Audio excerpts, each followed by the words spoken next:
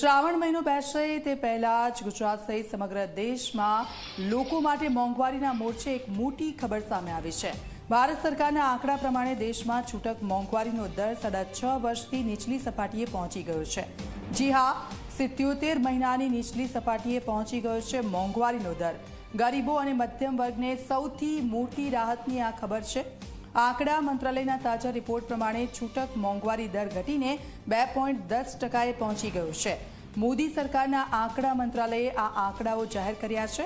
મહત્વનું છે કે કન્ઝ્યુમર પ્રાઇસ ઇન્ડેક્સથી મોંઘવારી દર નક્કી થાય છે અને સીપીઆઈ ઇન્ડેક્સ 300 ચીજોના ભાવમાં આધારે નક્કી થાય છે, જેમાં અનાજ, દૂધ, ખાદ્ય તેલ, ફળ, શાકભાજી, દાળ, મસાલા, સોફ્ટ ડ્રિંક્સ, કપડાં, જૂતા વગેરેનો સમાવેશ કરવામાં આવે છે।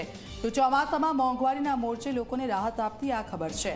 આરબીઆઈએ પણ મોંઘવારીનું અનુમાન ઘટાડીને 3.7% કર્યું છે અને સાથે જ મોટી રાહત એ છે કે હોલસેલ મોંઘવારી પણ ઘટી છે, જેના કારણે છૂટક મોંઘવારીનો દર પણ નીચે આવ્યો છે।